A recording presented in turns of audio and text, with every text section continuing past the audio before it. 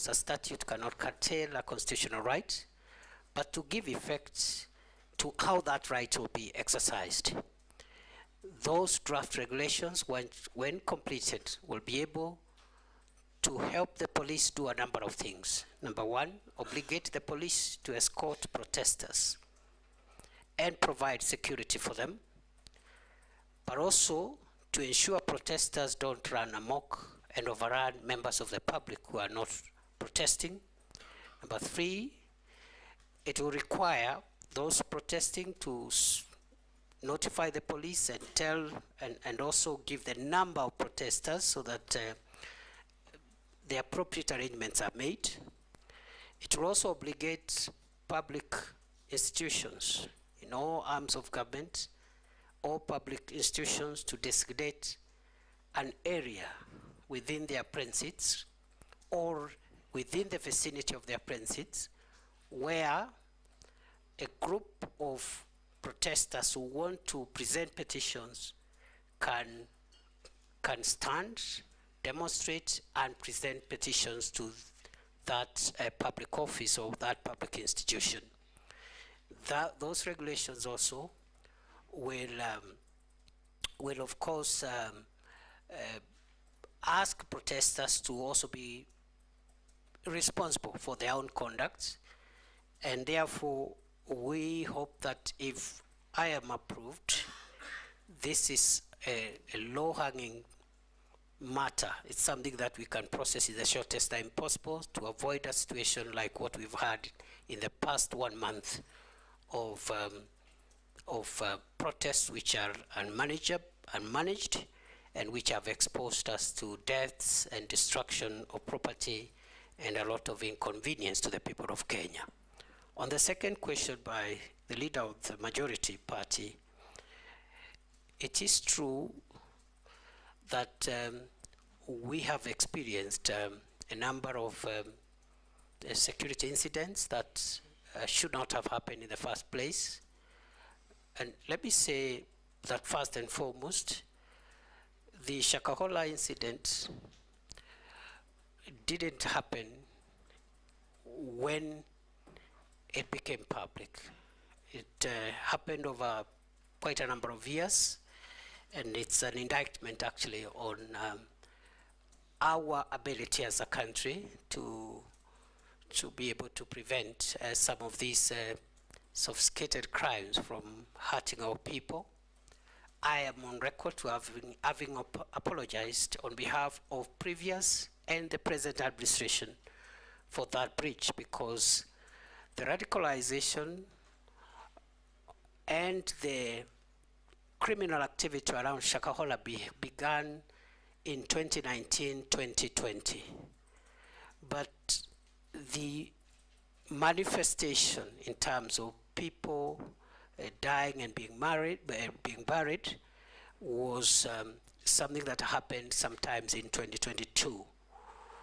And the Shakahola incidents will remain the most tragic security breach in the history of our country. We have never had a security breach of that magnitude in our country. We have learned the lessons. 2 days ago, the task force that the president had appointed has helped to give us some of the recommendations on what we need to do to avoid that going forward. But also, we believe that the public officials, including security officers who are in charge, must also have their day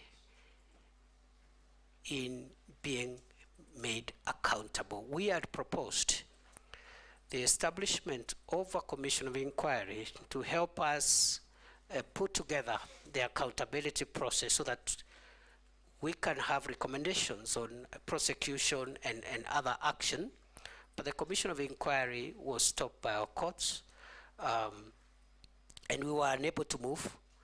But with or without the commission of inquiry, I want to assure the people of Kenya, if I am approved, one of my priorities will be to make sure that the accountability for the crimes in Shakahola by public officials, including security managers of all arms, of all agencies of the state must proceed as a way of making sure that we do not have this kind of thing happening again.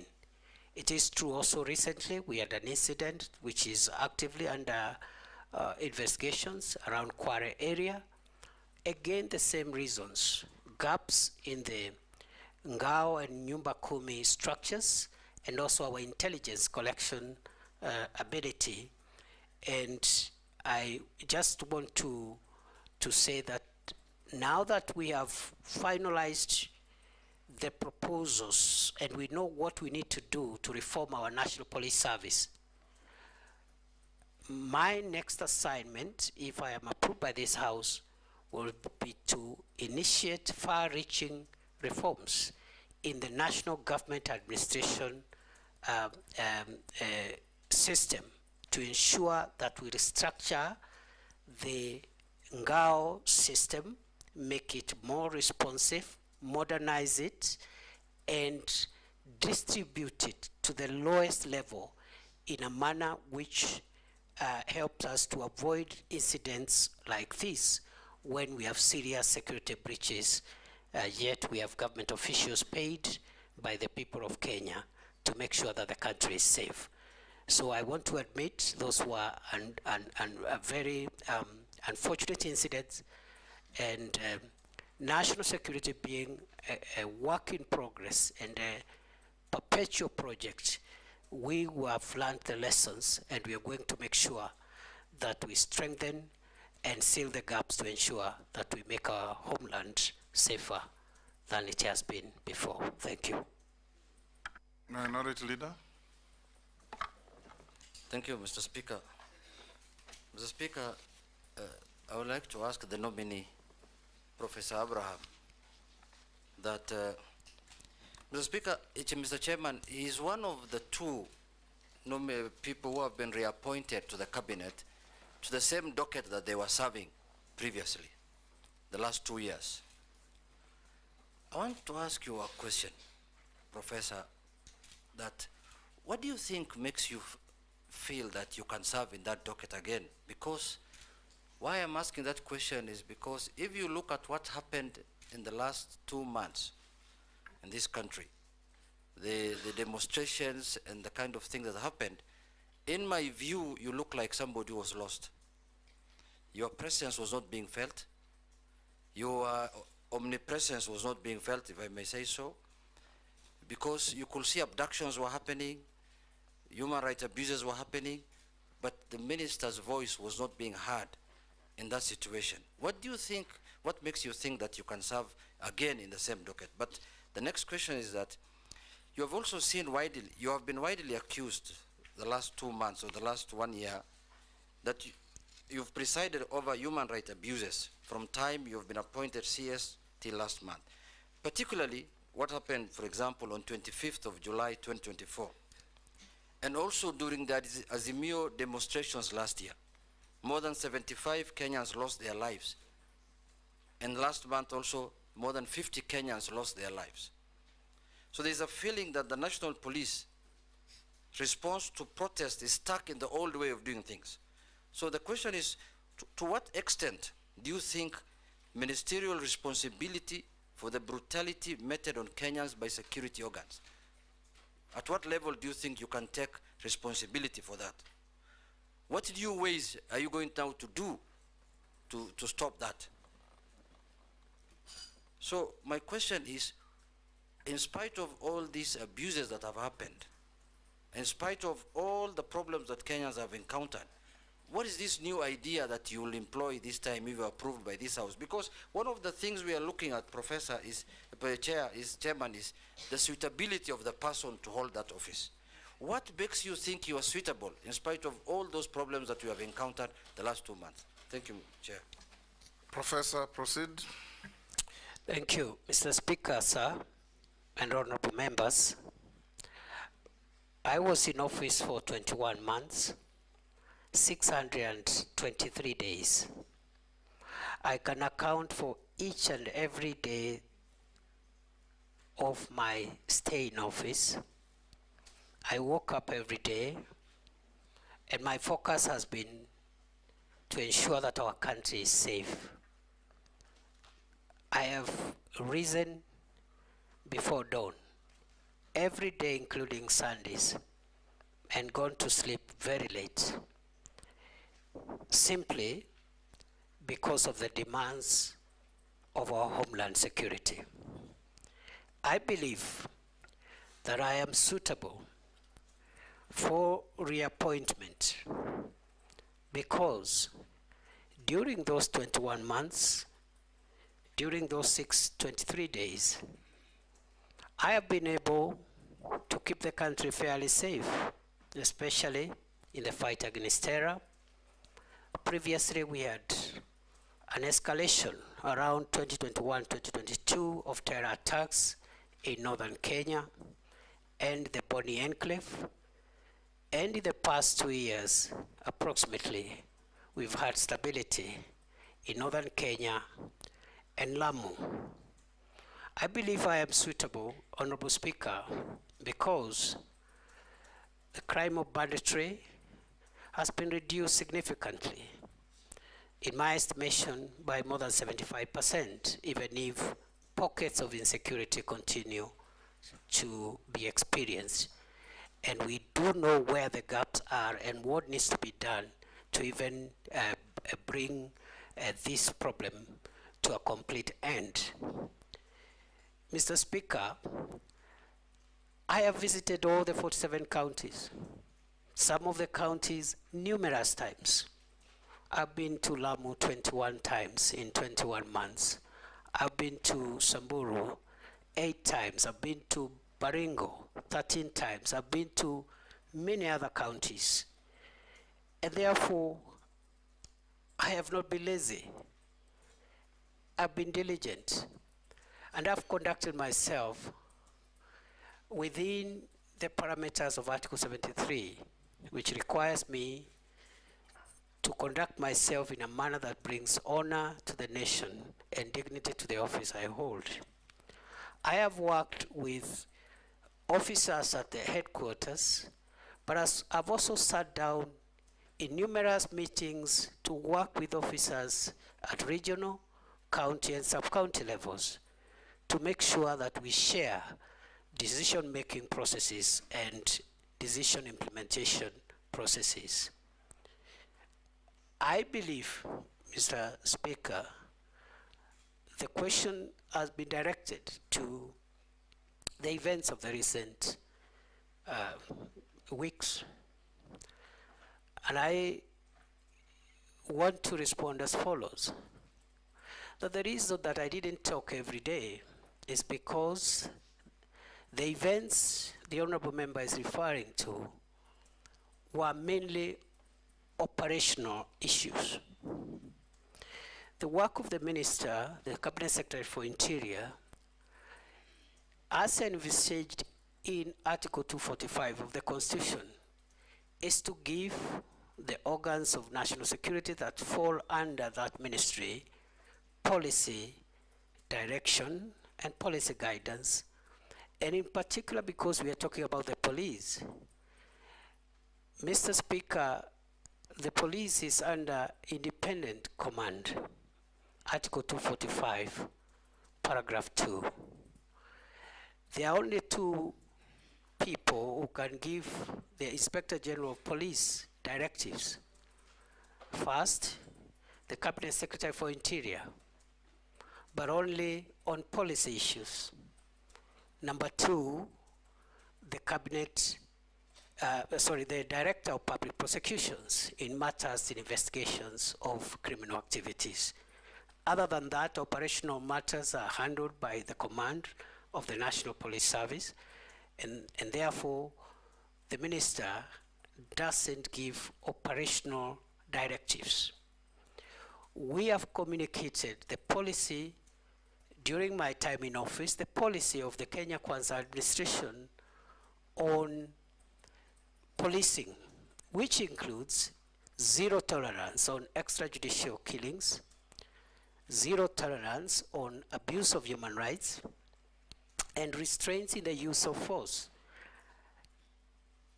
limited only the use of force being limited only to cases contemplated in the Constitution and the National Police Service Act and the schedule thereto in the defense of life of the officer or the life of the people of Kenya.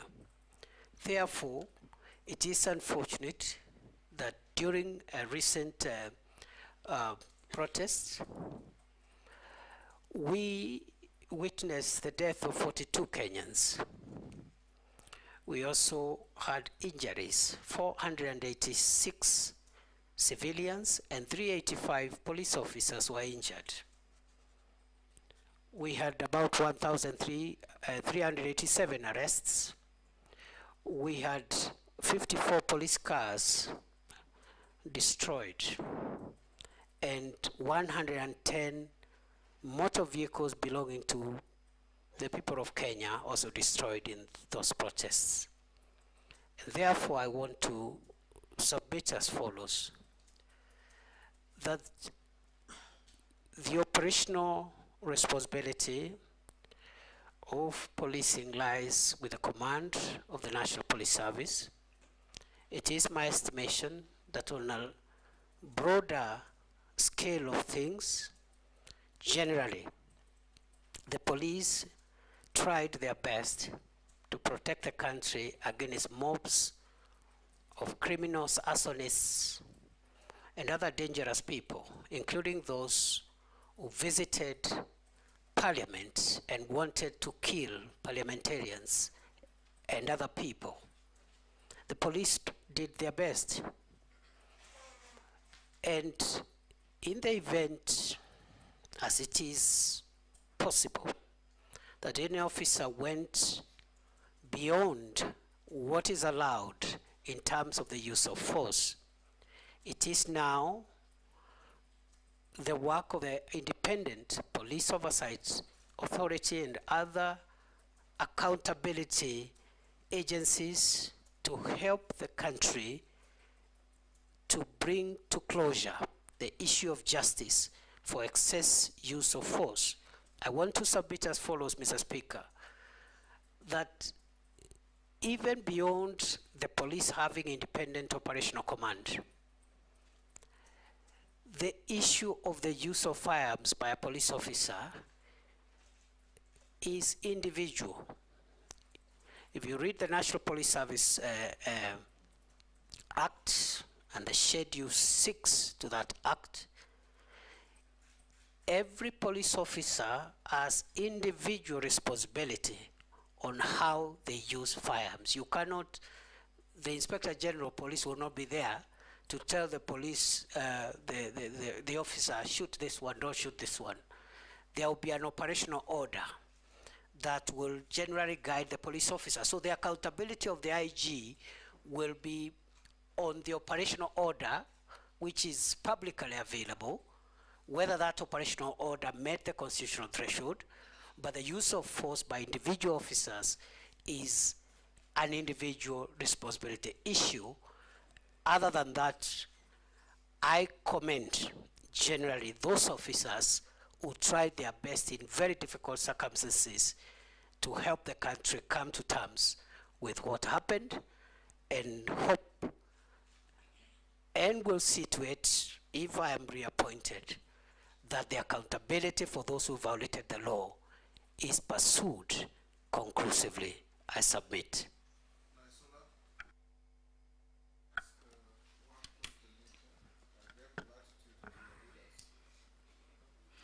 Thank you, Mr. Speaker. This question will just require yes or no, so then I'll be able to ask the next one.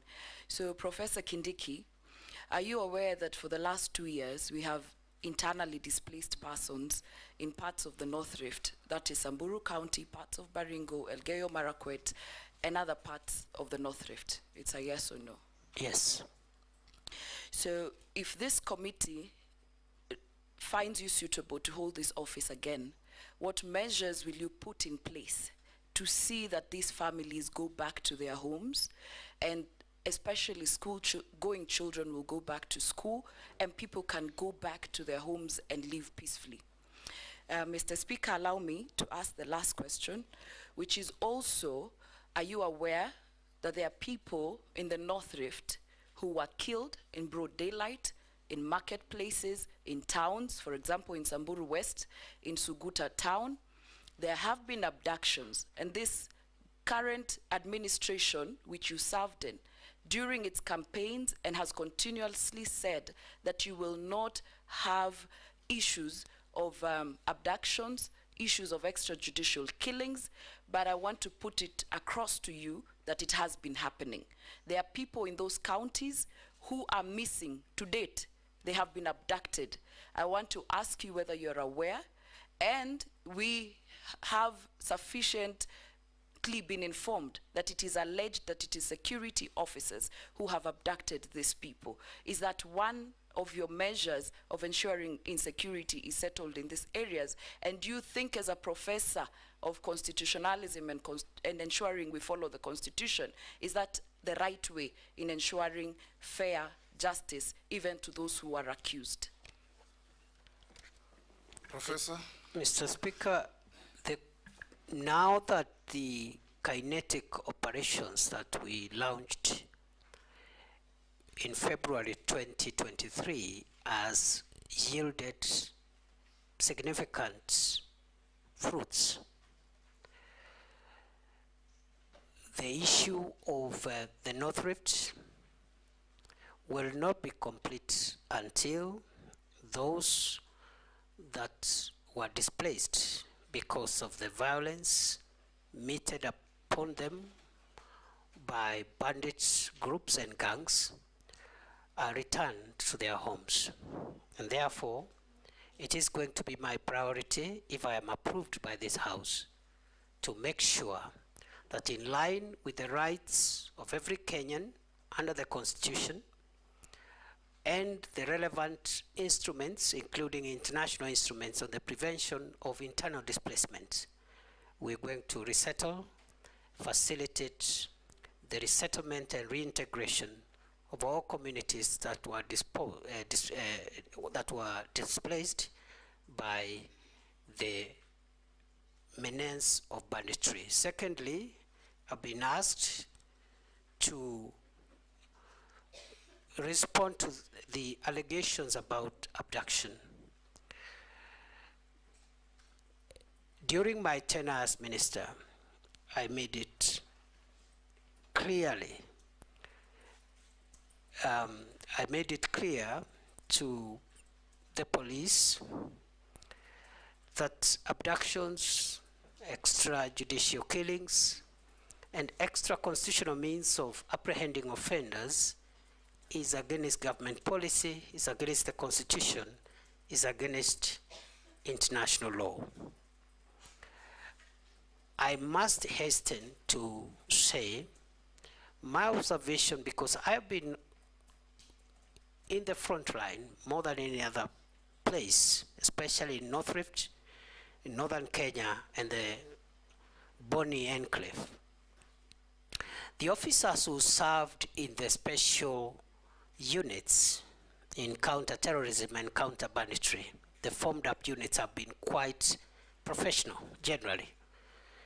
But just as I've said in the previous question, in the event there are any infractions, there are any reported infractions and excesses by the special forces that are helping us to fight banditry, again, IPOA and other accountability mechanisms must be put in place to ensure that we do not spoil the very good work that is being done by our officers in the front line.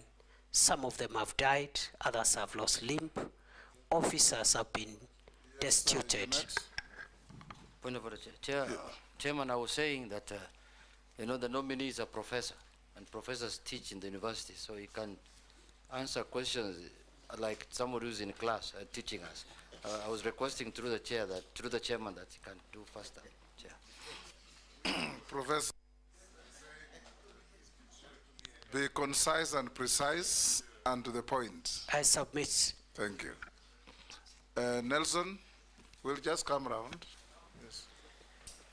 Thank you, Honorable Speaker. Professor Kindiki, it's unprecedented that twice in 2 years we've had to apply Section 241 of our Constitution in deploying our officers, our military officers, to back up the police, both to quell the protest and initially sent to the North Rift.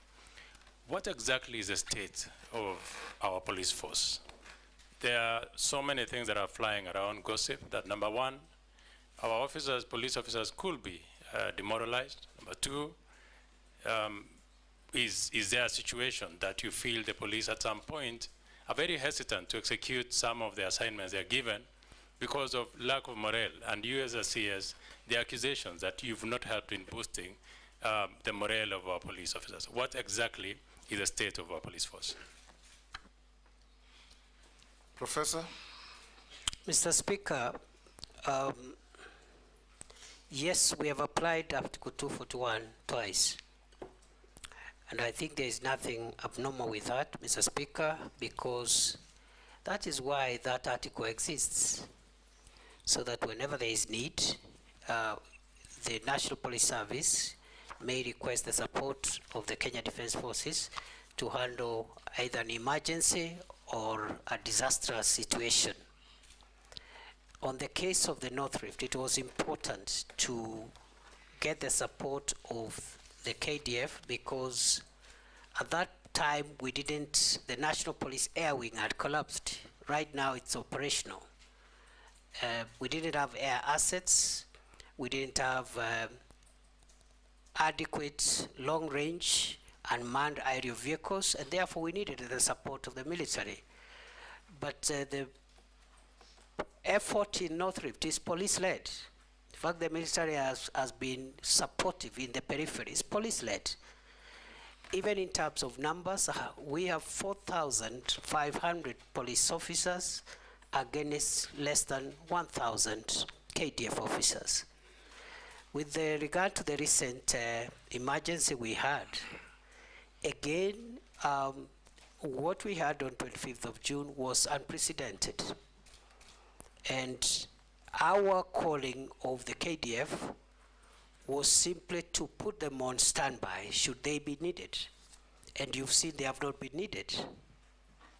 But it was a precaution because the criminals who wanted to burn Parliament were also threatening to burn State House and other critical installations.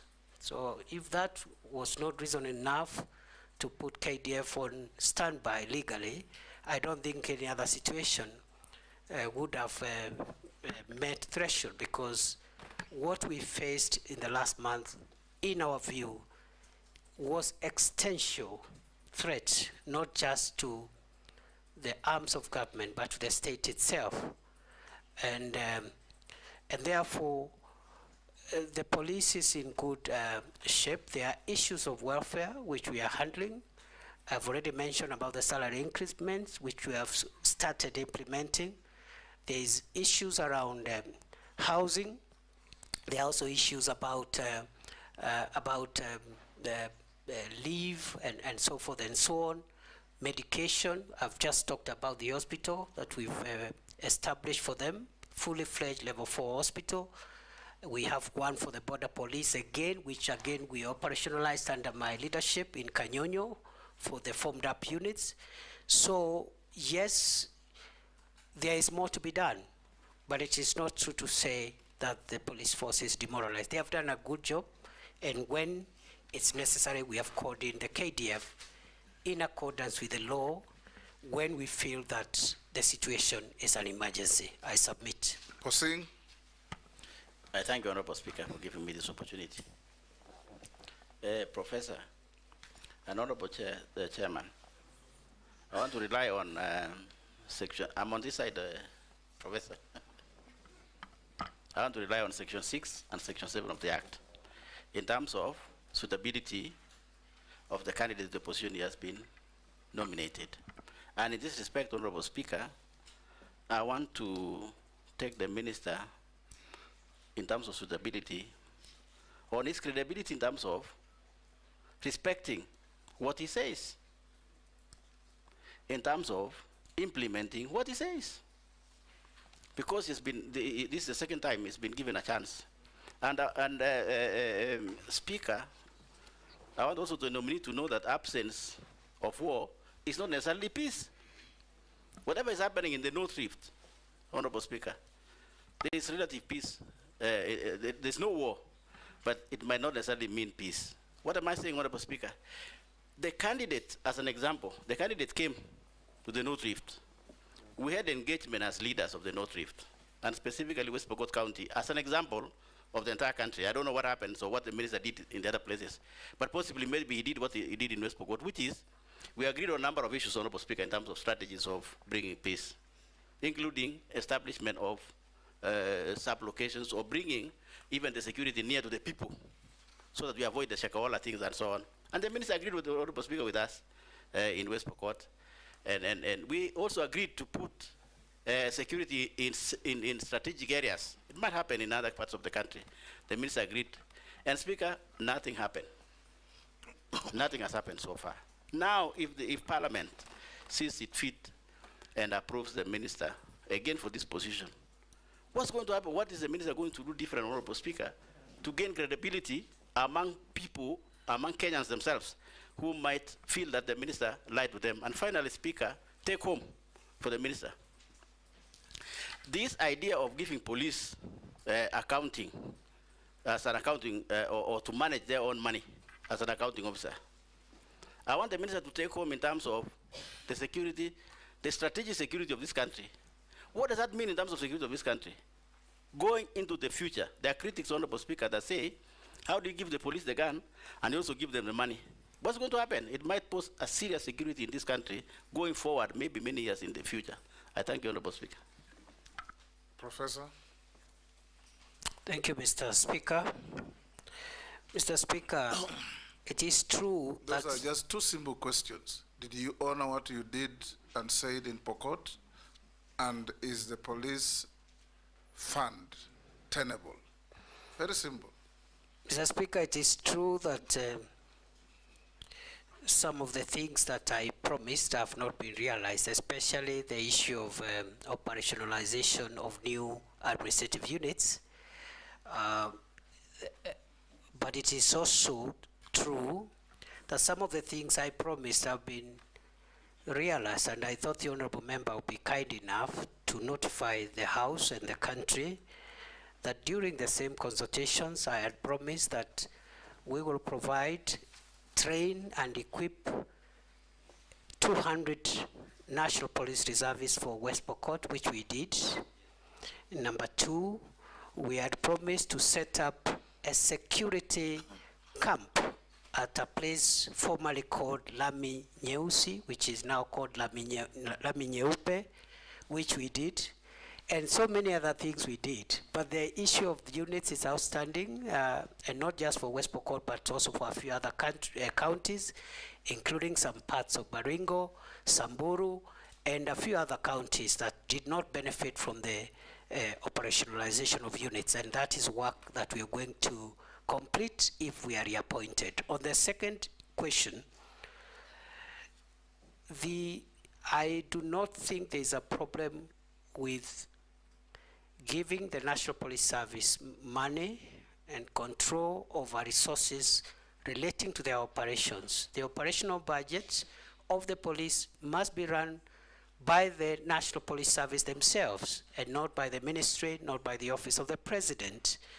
And in my view, if there are issues of lack of effectiveness, it is not because the police have their own budget.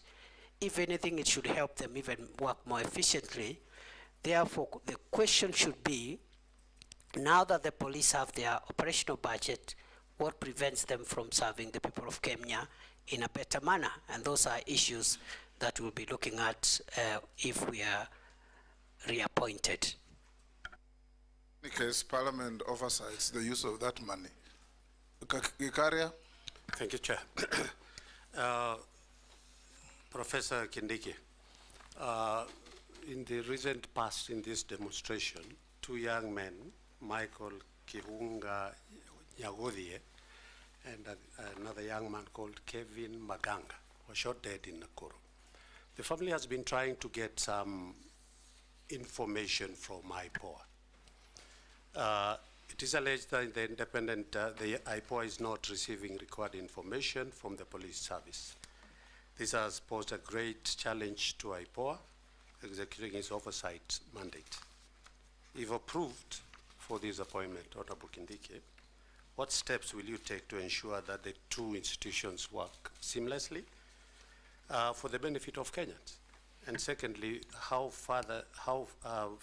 will you strengthen IPOA so as to execute its mandate? Second, the Honorable Chair, is about urban criminal gang activities.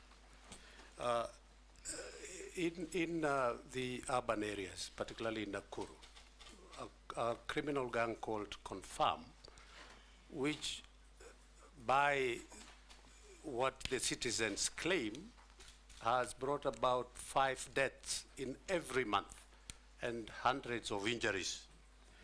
Maybe if you're approved and confirmed, what are the steps that you'll take to reduce the increase of criminal activities in urban areas, and particularly in Nakuru, specifically the confirmed criminal gang? Thank you, Chair. Professor. Mr. Speaker, on the first issue, the relationship between IPOA and the National Police Service is an ongoing conversation, and it's not unusual. It happens all over the world that the police and the bodies oversight them have normal institutional tensions. We have, during our tenure in office, we have encouraged these institutions to work together because each one of them is playing an important role.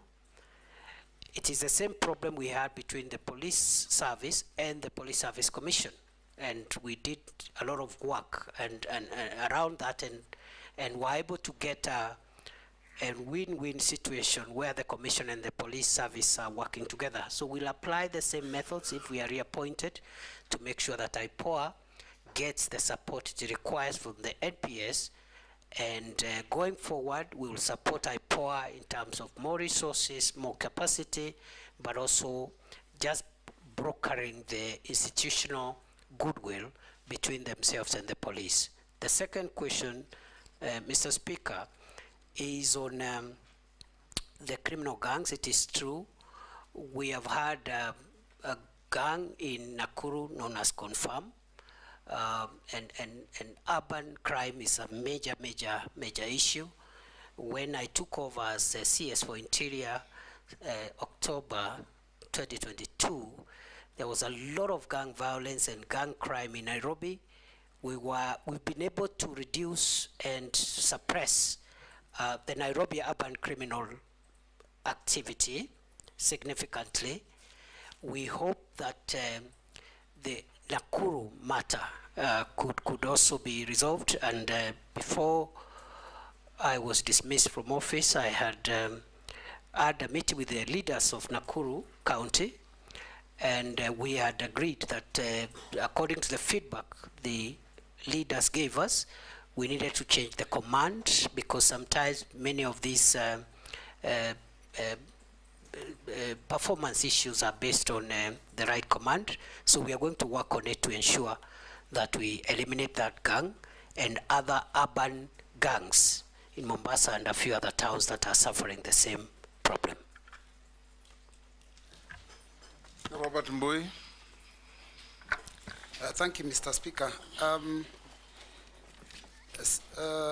Professor, Kenya's constitution borrows very heavily from the US one, particularly issues to do with the Bill of Rights.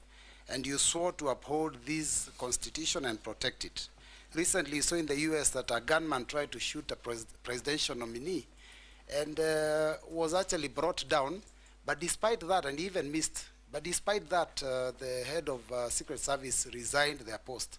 Now in Kenya, during your tenure as CS, over 100 Kenyans have been killed, murdered by the police, you know that maybe over 1,000 people have been injured, and property worth billions of shillings has been destroyed.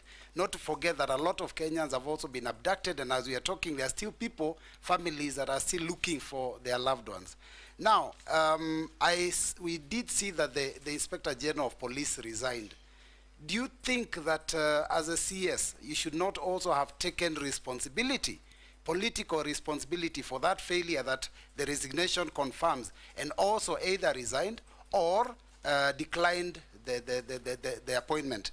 It's also important to note that during these demos that were held, a lot of people were shot. And there is clamor and request and, for justice. In fact, I've attended, one of them was a constituent, Erickson Mutisia, and we've gone to those funerals, and the families are asking for justice.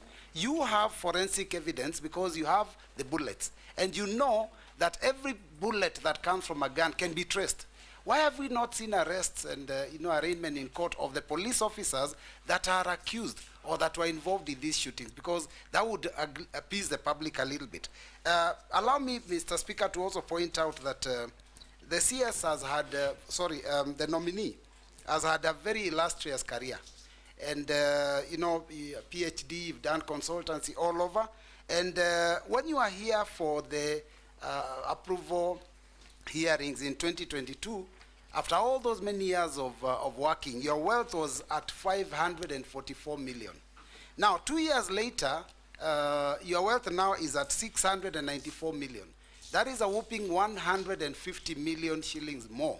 Maybe you could explain to us, is this increase probably related to the office that you hold? It would be important for us to know. And finally, Mr. Speaker, too many questions, Robert. Mr. Speaker, just one last one, because we are doing very well with time, Mr. Speaker. Just one last one, which is because I'm just picking out some of the things that some of the members have said on the matters of insecurity and criminal gangs, Mr. Speaker, that have been out there mugging our people. There's burglaries, in the North Rift, there are all these issues of cattle rustling and all that, which you have admitted there are issues. Now, my question is, when you know that we have such insecurity in the country, what was the logic behind making a decision to send 1,000 police officers to go and secure Haiti when Kenya has a problem? Thank you, Mr. Speaker. Professor. Mr. Speaker, those are three questions. The first one, the Honorable Boy asked about whether I should have resigned. The example the member gave about US, where the candidate for presidency was nearly killed, raises a number of issues. One, he says the person who attempted that was killed. That demonstrates use of force, even in our local context, is allowed, because nobody raised issues with that criminal who was wanted to kill Donald Trump. He was shot dead without questions. Number two, the honorable member has said that the director of the Secret Service resigned, but also drew a parallel and said our IG also resigned. The minister did not resign in the US. I don't know why the Kenyan minister must resign. And nobody asked the minister to resign, because ministers don't instruct operations, they instruct policy. I can only resign if my policy instruction is unconstitutional or illegal. Then on the question of those unfortunate incidents when Kenyans lost their lives and the quest for justice, I strongly believe that there must be justice, and every death that occurred must be accounted for.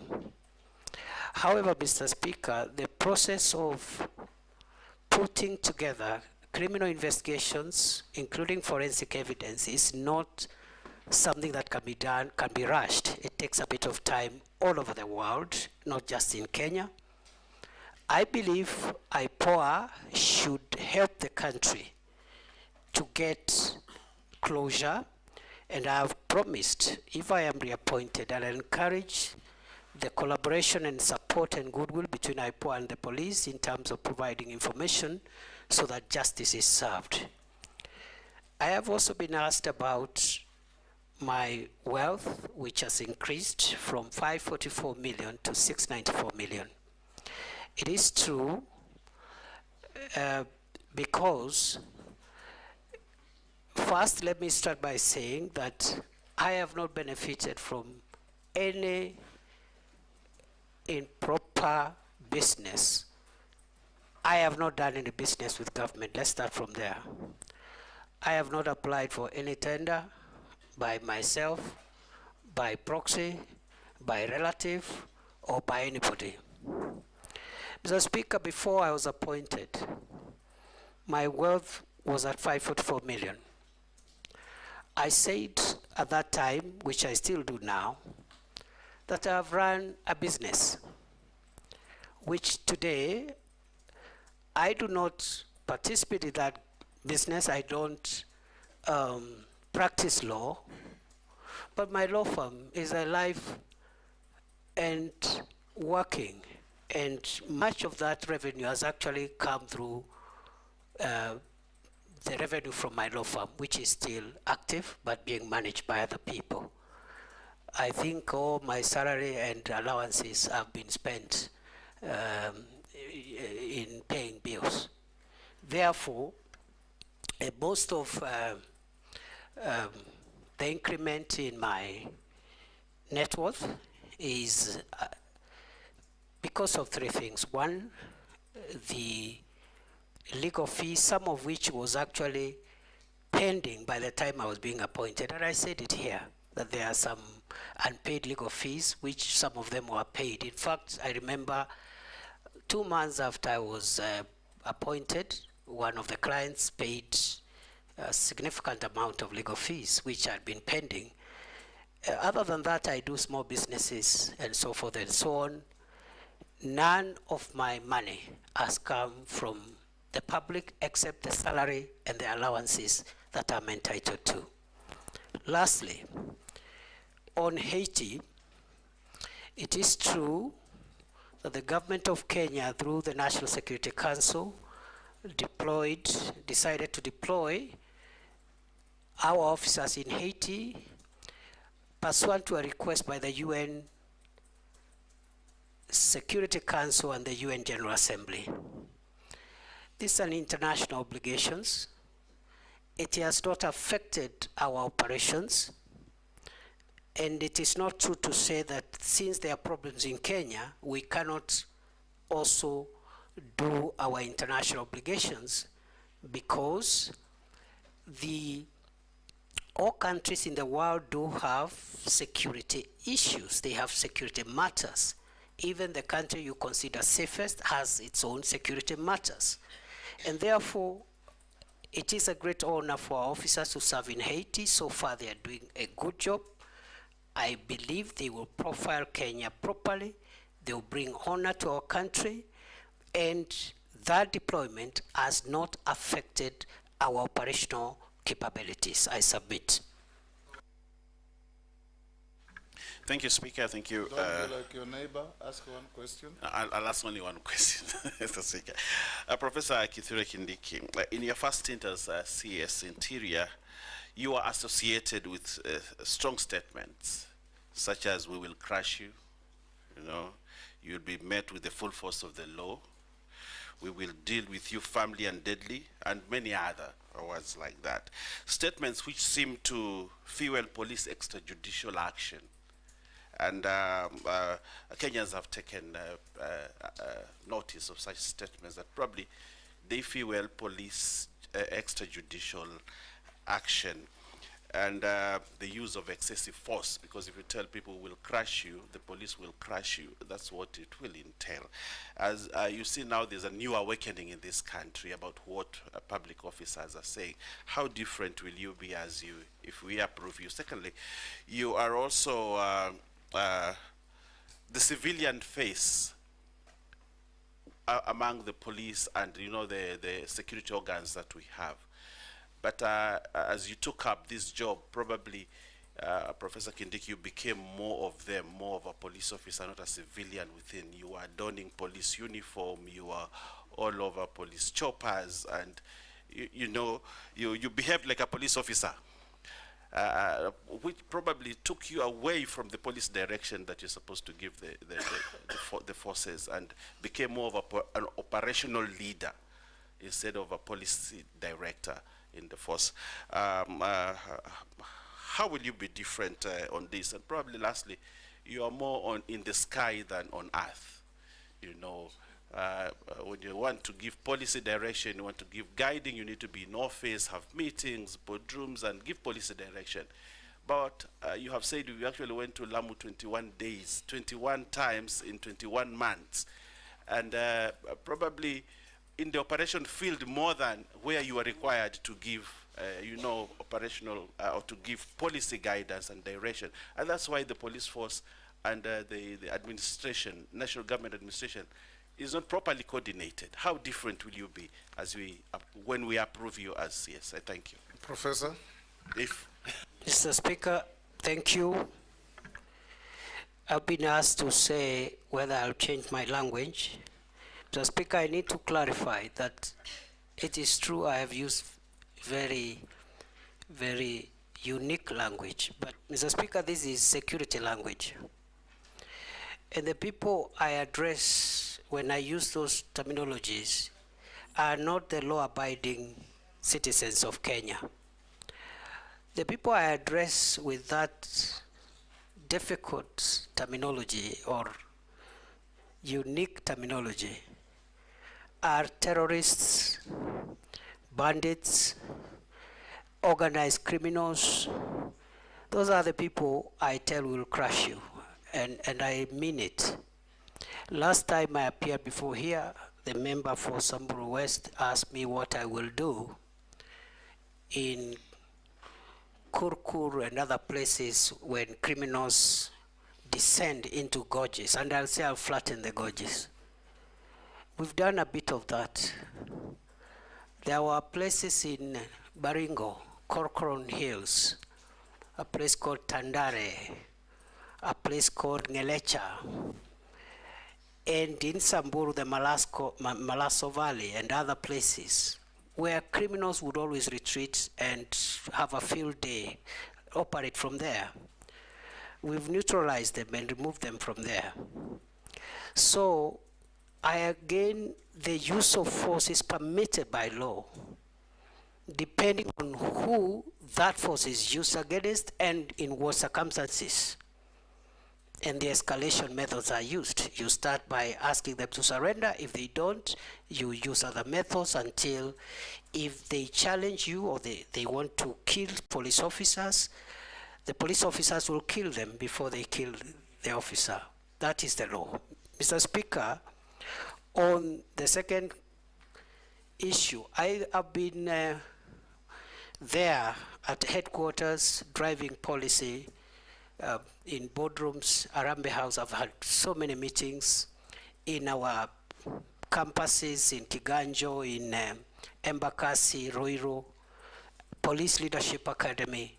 But I've also been in the field more. Why? To disseminate policy to our forward operating bases, to our camps, to our officers in the field, in the counties. And even in the counties, before I even start my meetings, I would sit with the county security committee in a boardroom, disseminate the policy, because they are the ones who will be left to implement. And I have also been in the most dangerous spots in our territory with our officers in the front line. Why? To give them moral support, that we have not posted them there to die.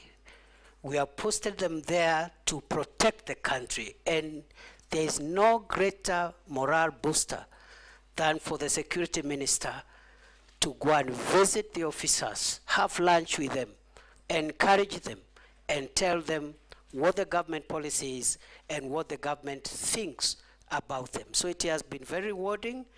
I will be back in the normal manner, but I will of course balance between my headquarters work and also the field work. Lastly, I've been asked to land.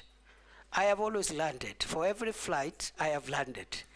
And finally, on the issue of uniform, what I wear is tactical attire, because there are some things which protective clothing that you need tactical wear to be able to have protective clothing and protective facilities, because you're in a dangerous situation. I don't wear that on the streets of Nairobi.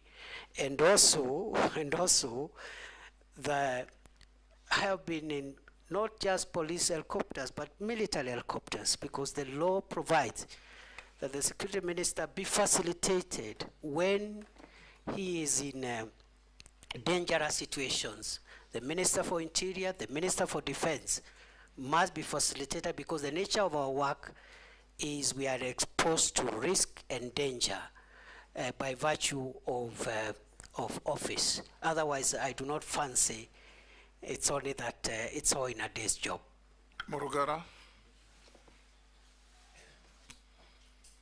Thank you very much, Mr. Speaker.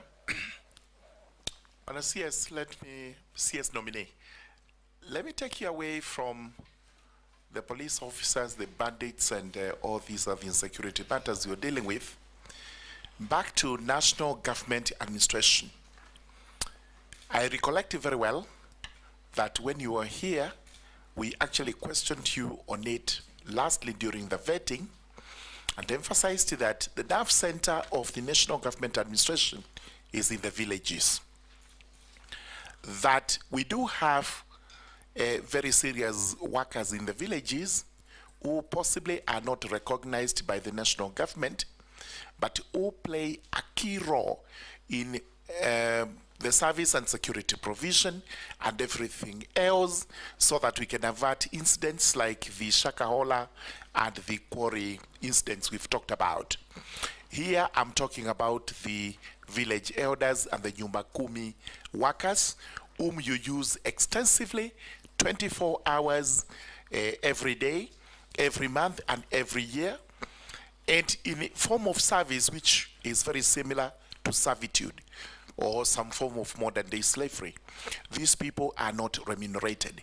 Your response that time was that a policy was going to be put in place immediately, and that they would actually start getting a form of remuneration. The question I have to you is, how far has that gone, and when should these people expect their paycheck? Whether check, whether M-Pesa, whether whatever is going to be, when should they expect to be paid?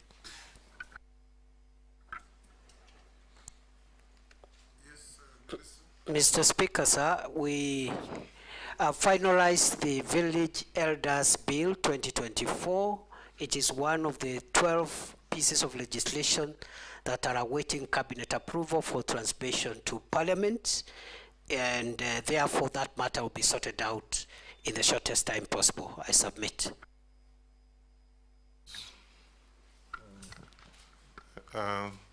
Waziri, I want you to again go back to Haiti, where we actually deployed almost 600 police officers. My fear now is that with what is happening around there, the fact one of my voters at home has one of his son actually deployed. And the question is, how secure? Do you have special security, insurance for this particular, just in case something has happened?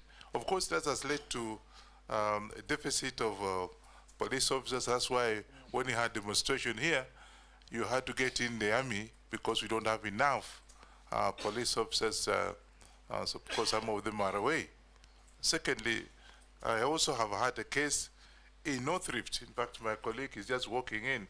The North Rift, where you have this police reservists have been disarmed, and yet we have problem in North Rift. And those are my borders, and we have that problem. And yet you have actually disarmed the police reservists. What are you doing about that? Professor will take Daoud, note the questions.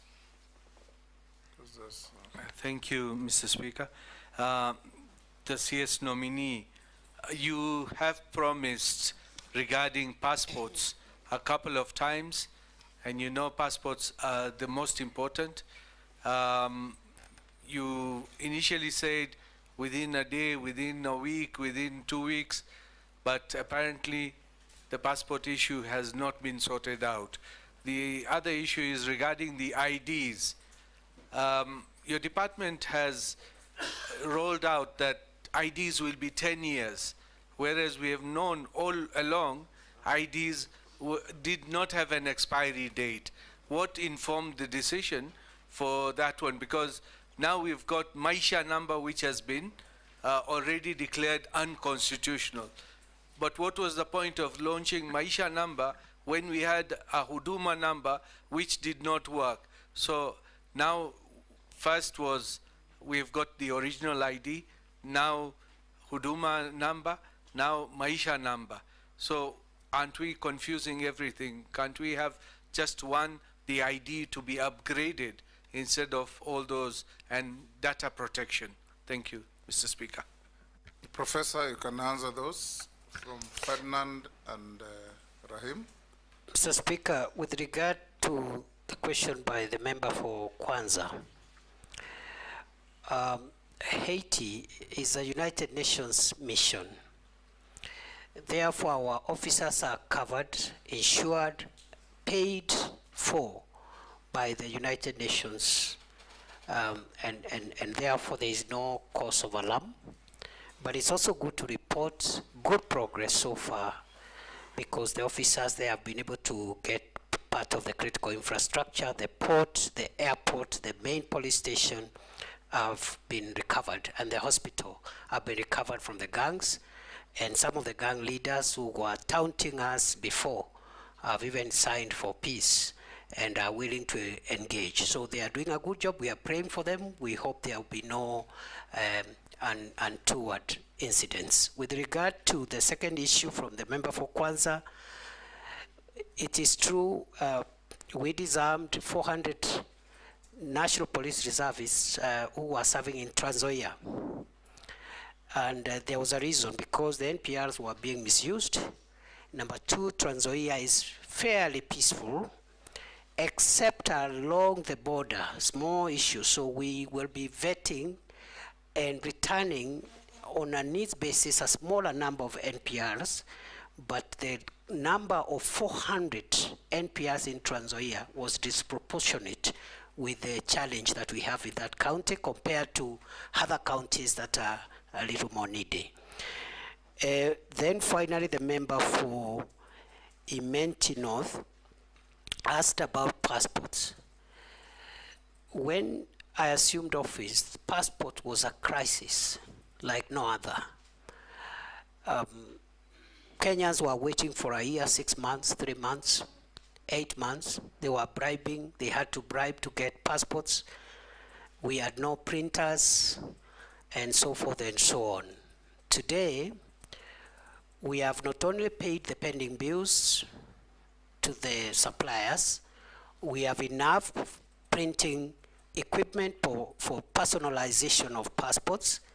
We have even upscaled our system, that is the ICT system, and we have cleared the backlog from 784,000 when it was at the highest, and today there's no backlog. We are issuing passports within 7 days, starting 1st of August, today. That was our deadline. We complied with that deadline 4 weeks ago, at the beginning of July. Our next deadline is therefore to bring the passport waiting period to 3 days by 1st of November this year.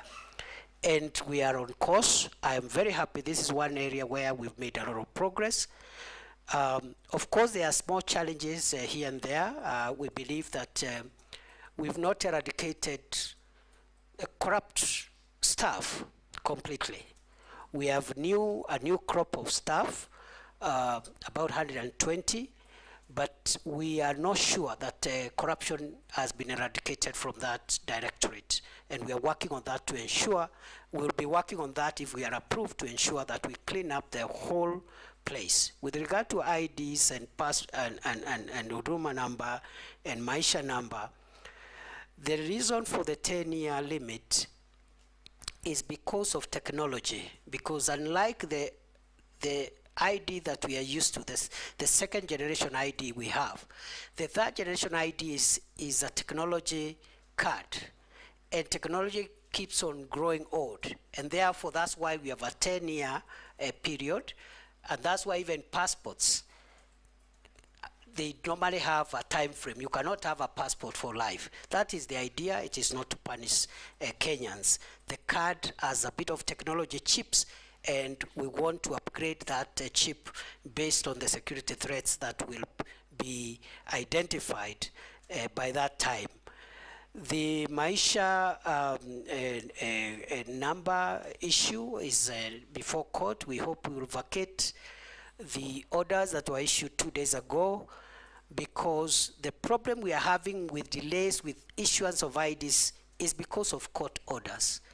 Last year, between November and March this year, there was a court injunction against us issuing IDs, which brought a huge backlog of almost 600,000. We cleared that backlog. We were actually left with 92,000 with those in the waiting list. And then another court injunction was issued again 2 days ago. We hope we'll be vacating it by Friday, hopefully, so that we can be able to move on with issuing IDs to the people of Kenya. I submit. Mercy. Thank you, Honorable Chairperson. Let me take you to the budgets. Following the recent government budget cuts across all sectors, what innovative ways will you use to mitigate the negative impacts of the budget cuts in the Ministry of Interior and National Security? Secondly, what will you prioritize if approved? What programs will you prioritize, and what will be the impact of implementing those priorities?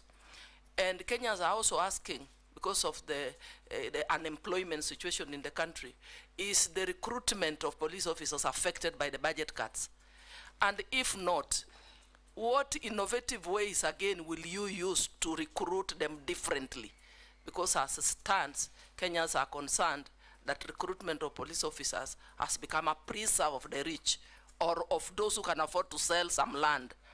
So how are you going to make sure that employment opportunities in the Ministry of Interior are open to all Kenyans, irrespective of their tribe, their religion, where they come from, whether they have money or not? Thank you. Hold, Professor. Yes, Missy, take those two. Thank you, Mr. Speaker.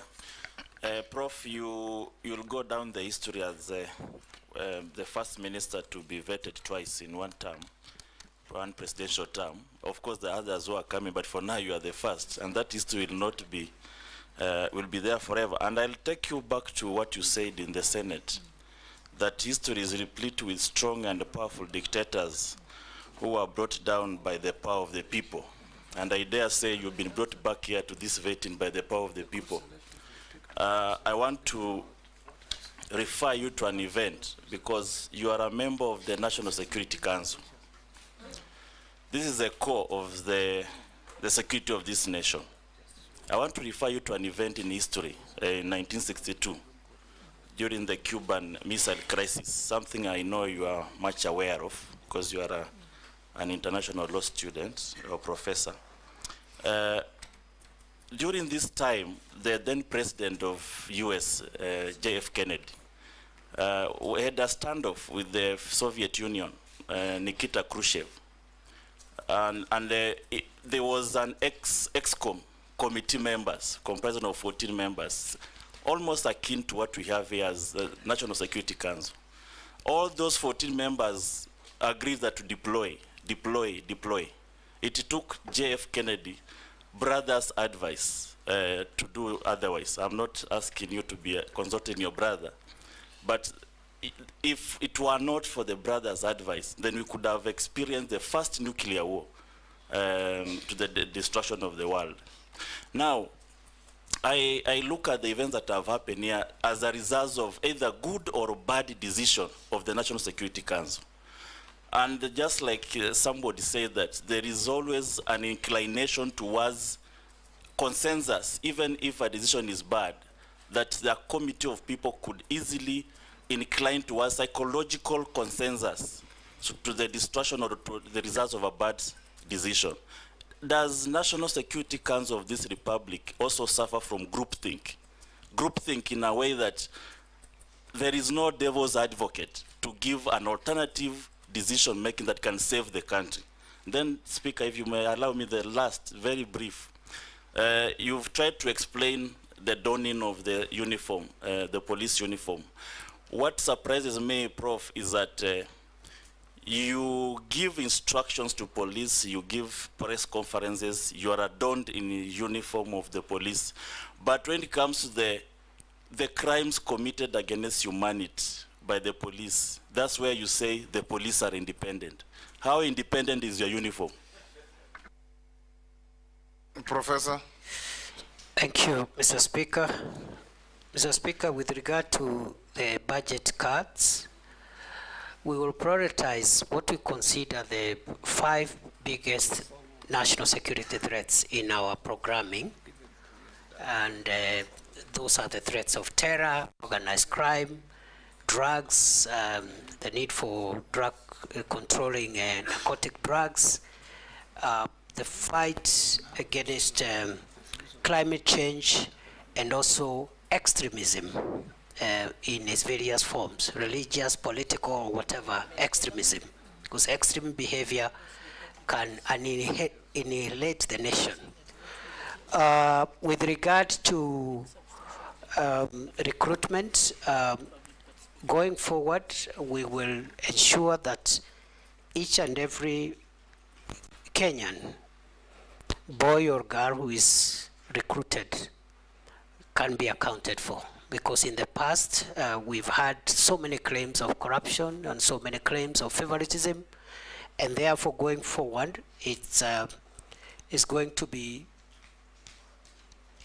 demanded from the police that they account for every recruitment slot that they fill.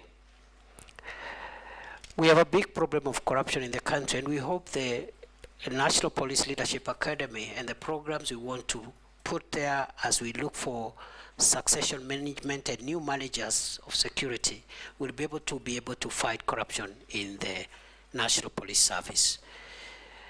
Mr. Speaker, the Honorable Amisi asked me, I think the first was just a comment. He said, I've been brought here by the power of people, and I want to say happily, yes. Happily, yes. With regard to the second, and I say happily because it's important for public officials to be put under scrutiny and be measured using the highest possible threshold. So I have no issues, I have no problem. Even if I'm brought here 20 times, I will happily come up and try and explain myself to the people of Kenya and to the representatives of the people of Kenya. I've been asked, the second one, the last one, from the Honorable Amisi, was on whether the National Security Council is suffering from groupthink, and the answer is no. I submit. Mukami? Honorable Mukami? Thank you, Honorable Speaker. Honorable Speaker, I want to ask our Waziri one question from a police officer who is concerned. I understand there is a court battle in the court since 2018 between the police constables. There are those who are earning higher salaries than the others. That means there are those who are in job group J, they are earning more salary, and that is why they had gone to the court, because they want to understand why there is a discrimination. The other question, it's about our police officers. Waziri, as you know, our officers really do a lot of work. What policy are you going to put into place to motivate our police officers, because there are those officers who have stayed in one station for over 20 years. They've never been promoted, they've been never transferred, they are just there in that station. So we need to motivate them. Thank you, Honorable Speaker. Mishi, Honorable Mishi. Thank you, Honorable Chairman. Honorable Chairman, I want to ask Professor one question. Professor, as the women of this country, we are shocked and we are sick to see the rising number of femicide cases. In fact, we are really shocked when we saw the bodies which were discovered at the quarry, because all the bodies were for ladies or other women. I don't know what is the root cause of this. What contribute to all this? Who slept on the job? We need to know some answers on these issues. Second, Honorable Chairman, I know he has answered issues on the issue of officers using excessive force during protest, but I also wanted to hear from him, what future plans do you have to ensure that future protests are going to be managed in a way that there'll be no loss of lives? Thank you, Honorable Chairman. Professor. Mr. Speaker, sir, with regard... Hold, Professor Emaso, you have a point of order? I think the nominee forgot to respond to mine. Which one? It was on the budget and the issue of recruitment. He did. I think can respond together. He did. Okay. He did, very clearly.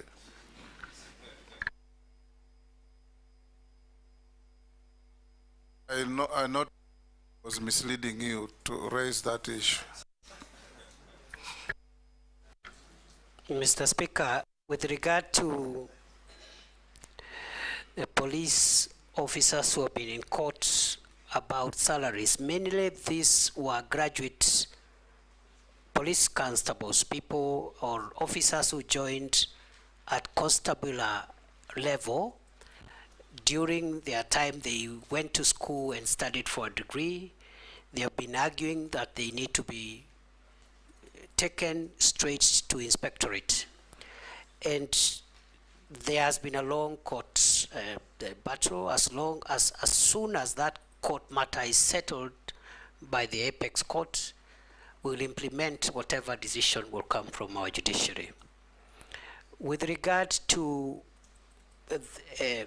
that matter going forward, we will implement the recommendations of the Maraga Task Force, which creates two-tier police service where you can serve in the lower ranks, and the academic requirements are different. You serve from constable to senior sergeant, or you enter the police service at inspectorate level if you are a graduate as a cadet, so that we professionalize a little more the police service and also expedite leadership generation through cadets who can assume responsibility as OCSs and commanders at county level and so forth, to avoid a situation where you have officers seeking to extend their time in office at senior levels simply because of a lack of generation of younger commanders. With regard to the motivation, we are working with the National Police Service Commission, and if I am approved, I will proceed with this discussion to provide a clearer policy on promotions, transfers, and some form of reward system which will help motivate our officers. At the moment, before I left office, we were implementing the 3-year transfer policy. I think we were at 45% compliance because of the logistical and the financial implications. If I am reappointed, if I am approved by this House, I will have a fast-track promotion arrangement for officers who do very well. For example, if you're a county police commander, you help in reducing crime, you help in fighting femicide, you help in fighting you have certain targets which you meet. you should be promoted faster than somebody else who is in the same level, but their performance indicators are in the negative. Finally, I've been asked 2 questions by the Honorable Mishimboko. The first one is on femicide. It is true, the cases of femicide we are seeing are worrying for the country, and it's also true we have critical gaps, especially at the lower levels of our policing and security apparatus, both the National Intelligence Service, the National Police Service, and also Ngao. And those are things that we need to work on to avoid situations like what we are seeing. The incident that happened in Kware is quite devastating, quite a grave breach of the security of our women, and it's something that I'm taking with all seriousness. Finally, what plans will I have if I am approved by this House to ensure that we do not have loss of life when citizens exercise their right under Article 37? I will be finalizing for publication the guidelines under the Public Order Act, the one I explained earlier, not to take away the light, but to facilitate, to create an environment where it can be enjoyed, to create responsibility on those who are having protests. Because if you say you have a protest to Parliament, for example, and the designated area for protest can only accommodate 1,000 protesters, you cannot say, I want 2 million protesters outside Parliament, because it's not feasible. So we'll have to give those guidelines so that as Kenyans can enjoy these rights while respecting the rights of others in accordance with the Constitution. I submit. Sharia? Thank you, Chairman. CS nominee, in the court of public opinion and in some independent surveys done in this country, the Ministry of Interior and National Administration has been identified as the one with the highest prevalence of corruption in this country. How do you intend to address this menace if approved? Let's take Honorable Russ also. Thank you very much, Honorable Speaker. Professor, when a Kenyan reads a Gazette notice of Kenya Gazette, they will tend to believe that is the true reflection of a policy direction from government. In March this year, you closed the Ilo gold mine in Moyale, that it will be closed for 30 days following the skirmishes that had taken place. But since then, over 30 lives have been lost, including that of security officers. That particular area has turned out to be a black market for mineral entrepreneurs, and the citizenry have generally lost faith in government and also in the security agency. My question to you,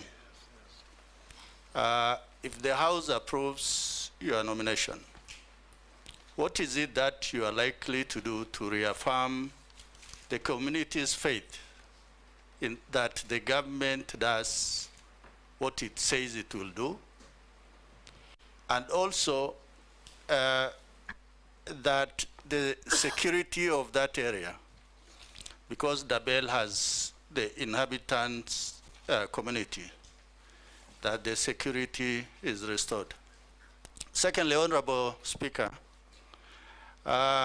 those of us who come from the border areas, we have very porous borders. There's influx of arms, contraband, drugs, and also illegal immigrants. But what we are experiencing also is so many roadblocks and checkpoints. Some actually are rent seekers as opposed to for purposes of security. Professor, if the House approves your nomination, what is it that you are likely to do to ensure there is security for Kenya, but also the communities that are traversing or traveling on those roads are not, to an extent, inhumanly disadvantaged? Thank you, Honorable Speaker. Thank you, Professor. Mr. Speaker, with regard to the question by the Honorable Shurie, it is true corruption is a big cancer in the National Police Service, in the public sector of our country, the 2 levels of government and the 3 arms of government. In our assessment of national security threats that are existential in nature, I have said earlier we have identified 5 existential threats to our country's future. Terrorism and violent extremism is one of them. Banditry and other organized crimes is the second. The third one is the problem of narcotic drugs, psychotropic substances, and all that goes with that. The fourth one is climate change and how it is creating disruption of livelihoods and breeding conflicts among communities. The fifth one is corruption.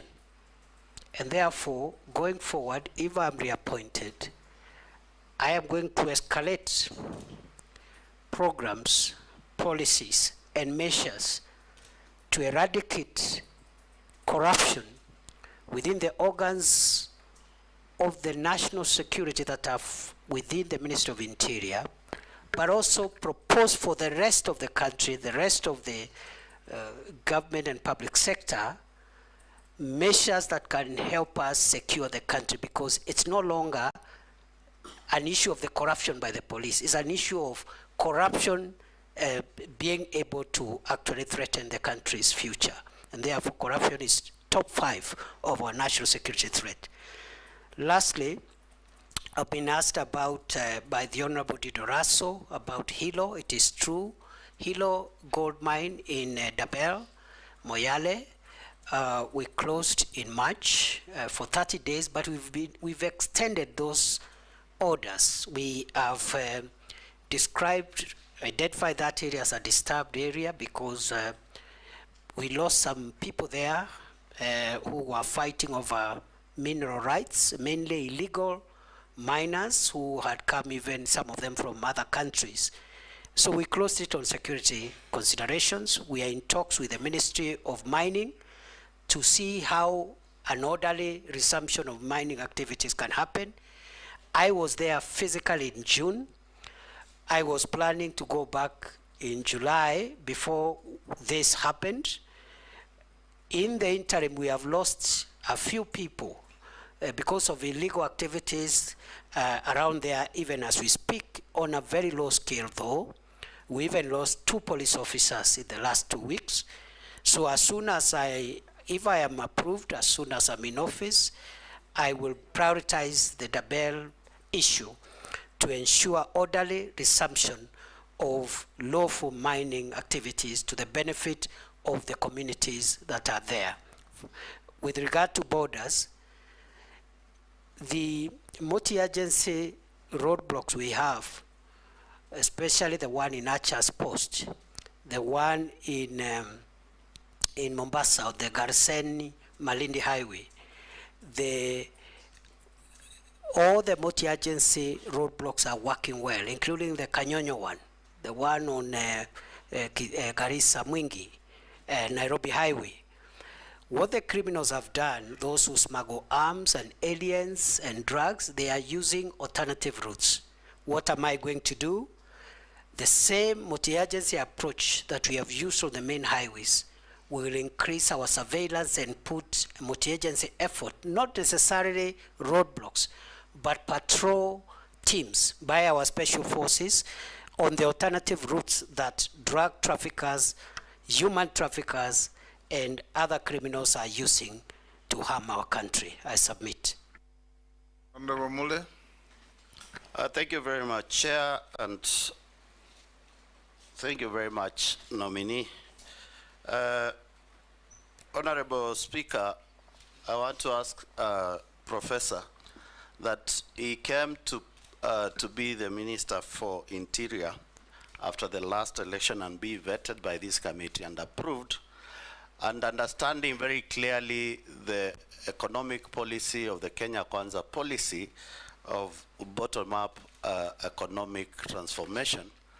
You have been in office, and I want to bring you to your attention that the National Assembly put up regulations for private security firms to be regulated properly. And in the view of the better or the bottom up, it was to create employment. But in the time you have been in the office, this industry has suffered tremendous losses whereby you have not given them any regulations. You have not restored order and system in the private sector. And I would wish to know exactly what are you going to do. These private companies have been providing employment to more than almost 1.5 million Kenyans, and they could do better if the government enables proper regulations to create that. And you revoked the license of the Private Security Regulatory Authority, whereby 9 companies plus in this country have not been able to create employment. Are you in the tandem of the idea of creating employment or making sure that there is no more employment and reducing the tax collection for the government? Because that is in your docket whereby you need to create environment. And being the last person, Mr. Speaker, I would wish to ask the CS to give us a number of activities he has participated in pro bono work in this country, preview to being a CS or after being nominated as a CS in this country. And last but not least, CS, the issue, I'm the last one, so I just want to give him 10 minutes to respond to me. The nominee, the issue of ID in this country is really, really alarming, especially to the young people who are intending to join institutions of higher learning. And I can assure you, quite a number of them, they are not able to register or for admission in the Institute of Higher Learning. What can you do better to make sure that every young people, and especially the Gen Zs, immediately they are clearing their secondary school, they acquire their IDs at the tail end of their Form 4? Why do we have to wait for them to get out to the field and start struggling to get this opportunity? What collaboration will you do with the Ministry of Education? By the time these young people leave school, they already have an ID. We don't need to wait until they get out here to start struggling. What measures are you going to put if, and I'm using the word if carefully, you'll be approved by Parliament and this committee? Professor. Mr. Speaker, sir, the private security regulations emanated from our ministry, of course, were presented to National Assembly for approval. So those regulations themselves speak to the fact that we've been actively involved in generating policy, guidance, and framework for this very critical sector. In fact, it is my belief, having interacted now with the ministry for 21 months, that the private security, if a little bit regulated in terms of the curriculum and the kind of content those that are recruited there go through, can help us in providing security for some of the private and not so critical installations. And we can vet some of the deserving cases to even be armed, so that instead of having a police officer manning a supermarket or even a bank, sometimes like it happens in Uganda and other countries, you can have very qualified private security people vetted and armed to supplement the work of the police, so that we don't overstretch the national police officers. On the second issue from the Honorable Mule, it is true that the Private Security Regulatory Authority had revoked 9 licenses. The 9 companies appealed to the Cabinet Secretary, and I reversed that revocation in accordance with Section 43 of the Act. So those licenses that were revoked, they were reinstated on appeal. Then the issue of pro bono work. Pro bono work, I understand it to mean unpaid work. That's the understanding of pro bono work from my very limited legal background. I don't know, like which one now, maybe in church or at home or where. Because since I became minister, I have no free time to do anything. I have no time to do anything. I hardly sleep. I hardly have a weekend. Night and day are the same for me. But before then, I used to volunteer in many activities, some organized by Law Society of Kenya, some organized by church organizations, etc., etc. The last question by the Honorable Mule is on identity cards. We have suffered the current discomfort because of court injunctions. That's number one. Court injunctions for 4 months between last year and early this year, and right now there's even another court injunction. Number two, we have suffered the disruption because of change in technology from the second generation ID to the third generation ID. And I have explained the need for us to change the technology, because the current ID we have, the second generation ID, cannot be recognized outside these countries, cannot even be a travel document. The security features are very rudimentary, very basic. And therefore the move to new technology, better technology, more secure document has caused disruption. Court injunctions have also caused distraction. And just like passports, in the event that I am reappointed, because the member said he used if deliberately, of course, I also want to promise, if I am reappointed, the same way I have focused on reforming the immigration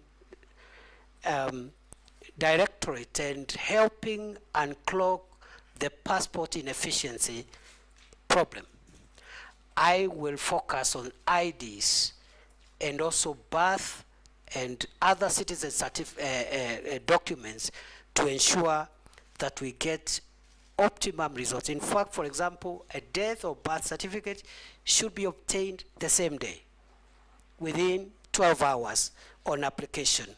And perhaps the ID, we should be able again to once we get out of the court injunction, we should be able to retain the 7-day target. At the moment, we are working with 21 days before the injunction. Thank you, Nominee. Sorry. Naisula, I didn't want to go another round. Speaker, I will not, after this nominee, I'll never ask for another round, and it's not a question, it's just a comment, because I'm very passionate about the issues on North Rift, and if the nominee happens to be approved by this committee and the National Assembly, I would like to just say that even as you deal with security matters and the hardware, please remember also peace and dialogue of those communities. Now that there seems to be some semblance of calm, this is the best opportunity to now engage those communities to deal with the stereotypes, and also for them to be able to remove the criminals among the communities. Please, in case this committee passes you, approves you, ensure that you have a budget that will help you to engage the communities so that we can deal this issue once and for all. For Shakahola and Kware and all the other issues, we want to see action and not just talk. Thank you, Honorable Speaker, for the supplementary one. In conclusion, CS nominee, your appointing authority has considered to the country that one of the failings that the President considered to was lack of communication. You have told us here of very good measures that you have taken in the State Department for Immigration, especially in the processing of passports and all that. However, that information is never in the purview of the public, members of the public. And indeed, I have an incident, CS, where a Kenyan in the US called me very desperate that they could not get their passport despite having paid somebody about 20,000 shillings. For a passport, was, I think the normal charges are about 4,000 or 3,000 something. And when I followed up the case, the person who was even paid this bribe was not an officer at the Immigration Department, and it took the intervention of the Director General of Immigration, Ms. Evelyn, to get the DCI to hunt for that person. Somebody extorting Kenyans money from Eastlands, pretending to be working in Nyayo House. And therefore, the lack of communication aspect in your ministry is what I want you to address. Should you, or if you are approved, what are you going to do to ensure that there is proper communication to the public so that the public are not taken advantage of by criminals out there in Eastlands and elsewhere who are extorting bribes from Kenyans on the pretext that they are working in Nyayo House. And just like Owen Bayer said, you once declared Nyayo House a crime scene. That crime scene now seems to have moved from Nyayo House to the periphery of Nyayo House and other areas. I would want to hear what specific measures you intend to take to make sure there is proper communication. Kenyans know how much they ought to pay and to who, and so that they're not taken advantage of, because you are also aware that has been very rampant. Chairman, thank you. Chairman, I just wanted to ask the CS, this issue of the IDs. Professor, you say the IDs will expire after 10 years. Have you put into consideration the vast areas, people like in North Turkana, how far they travel to get IDs? Because IDs are not like passport, they're essential documents that people must have all the time. After, you know, it will be cumbersome for them to go to those centers to go and get IDs. And secondly, on this unrest, you have seen that, as you have said, the IG resigned. But are you aware in your absence while you are away? We used to have Baba while you are away, but while you are away, that a new IG was appointed. He's still away, he can't answer that. No, but that, what is your take? That we were told 60 years, Mr. Speaker, I'm putting it in a better way. Yes. We were told when somebody reaches 60 years, he should leave the public service. Are you aware that a new IG has been nominated who's 64 years or 63 years, who has retired, who is being recycled? I don't know what extra thing is going to bring. And my last question is on illicit brews. The Interior Ministry has been accused by the Deputy President of sabotaging the war on illicit brews. Is the war on illicit brews only being waged in Mount Kenya? What aspects of this war are being undertaken in the Interior Ministry, and what is being done by the Office of the Deputy President? How much funds have been used in this war in the last 2 years when you were the Interior Ministry, before you were fired? Nominee, on the issue of the IG, I direct you not to answer the question because I've received communication from the President nominating the nominee, who will be vetted by a committee of Parliament, and those questions can be raised there. If you answer that here, you'll be prejudicing what is coming to Parliament. Answer the other questions. Thank you. Mr. Speaker, Honorable Nasula was a comment. We have taken it on board. Honorable Kimani Ichung'wah's issue was about communication. When I assumed office in October 2022, I began a habit of every 3-4 months updating the country on the status of our homeland security.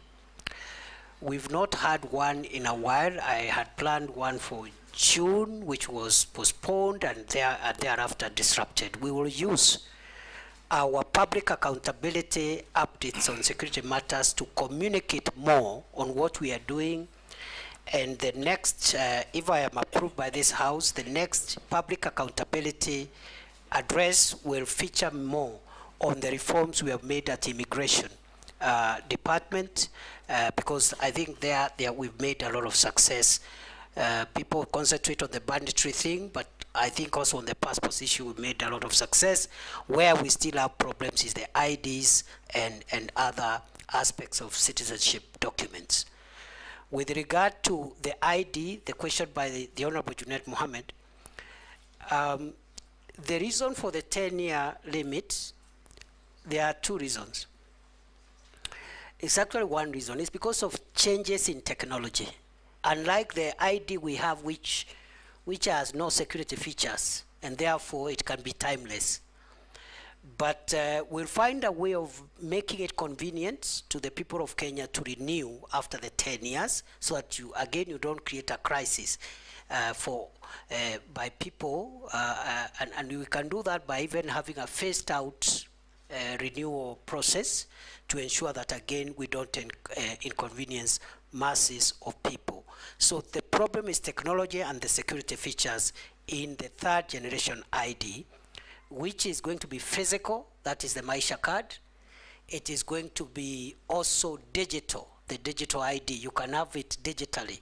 So all those are options for the third generation ID, quite sophisticated in tandem with the current trends in security on identity documents.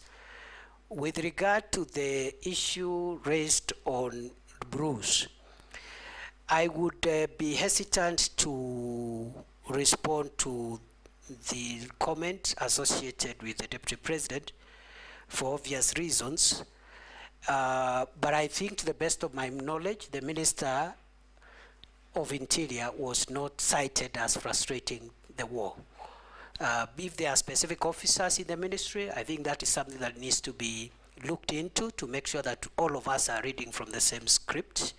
The government policy is to make sure that illicit brews, toxic substances and drugs are not provided to our kids, not just in central Kenya, but everywhere in the country. With regard to how much money the Deputy President office has used, again, I am not privy, and I think that is the office that can answer that question. How much funds have we used in the fight against brew? We have not allocated any special budget in the Ministry of Interior in the fight against illicit alcoholic drinks and drugs. We have used our normal budgets, our normal security operations budget, to carry out that program as part of the normal programs. I submit. Professor, I'll ask you one or two questions. The first one is a furtherance on the issue of IDs. As you introduce a 10-year ID, just take into account that an ID in this country is everything. You can't enter a supermarket, you can't open a bank account. The old and PWDs cannot access social safety net funds without an ID. Now, if you are going to have that ID last for 10 years, then you must put in place a seamless renewal process so that people don't suffer because of failure to renew an ID card. And if you are approved to go back to office, I would want to see that you draft regulations that will guide and manage renewal of IDs and bring to Parliament for approval. The second issue I want to ask you, nobody asked you, prisons fall under your authority if you are approved. What are you doing or what do you propose to do about prison reforms? I remember when we were senators and we went with you to Kitui and we found prisoners literally half naked, poorly dressed and looking like they were very poor hygienic conditions in which they were operating. What are you going to do, if approved, in prison reforms to make prisons more humane? And also, what are you going to do to reverse the continuing stealing and grabbing of public land occupied by prisons in the country, which is going on all over? Thirdly, the new constitution allows Kenyans who had left the country, taken greener pastures, and acquired citizenships of other countries to reacquire Kenyan citizenship on application. That's what the constitution says. But we get a lot of communication and phone calls from Kenyans out there who are struggling to reclaim their citizenship because they have either British or American or whatever citizenship. What are you doing to simplify? Because the constitution says you reclaim your citizenship on application. What are you going to do to simplify the process of reclaiming citizenship by Kenyans who lost their citizenship? If you can answer those, then I'll come to other simpler questions to you. Thank you, Mr. Speaker, sir. Mr. Speaker, on the first issue of IDs, I agree with your recommendation and guidance that we should consider seamless transition from after the 10 years to avoid creating a crisis. I believe it will be possible because we had a similar situation with passports when we went into e-passports. So what you do, for example, is to say that the ID that has expired will continue operating until you get a new one, for example, because you cannot be faulted because of a government administrative measure. Number two, we will make sure that we anticipate and put in place a rapid response initiative where you deploy additional facilities, additional service points, additional personnel, even if it's on a temporary basis, at a time when many of these IDs will be expiring. But by and large, the old ID, the expired ID should work until when the state gives you a new one, because it's simply for technology purposes, safety features. It is not that we will give again another ID. It might even be the same, depending on whether or not we will consider that ID as being secure, a secure document by that time. With regard to regulations as guided, we will prioritize that, Mr. Speaker. With regard to Kenya prisons, we have part of the Maraga Task Force report. We have a number of recommendations on modernizing and reforming the prisons, which we are taking up. I have prepared a CAB memo, which had not been submitted to Cabinet, but I'm sure if I'm reappointed, that will be a priority.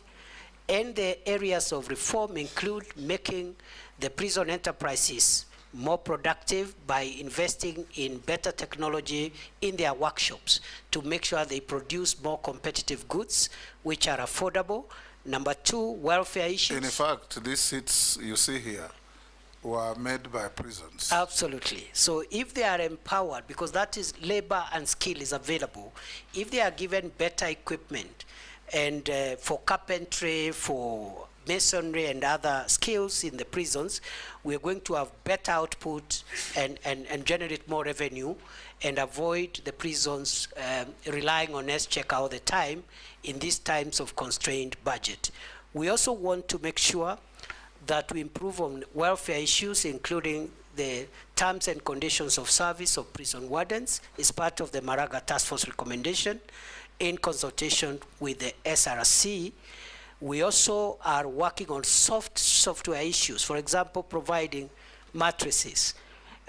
We have a program called One Prisoner, One Mattress program, where up to now we have provided 10,000 from our budget, but also with the support of other partners. And we want to make sure that every prisoner at least has a mattress, as we even work on physical facilities and the housing for our prison warders.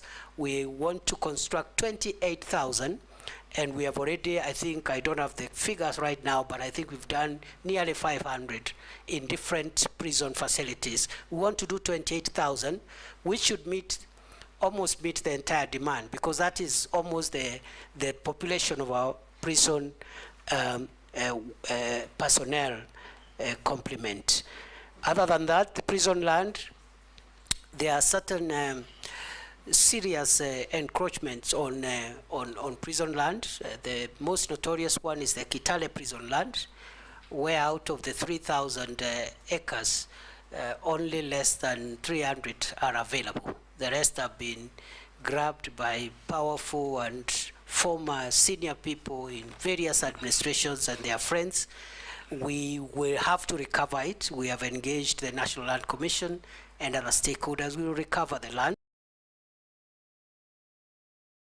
They say that every prison land must have a title deed. Many of our prison lands are not titled, so we are working with the protected through titling.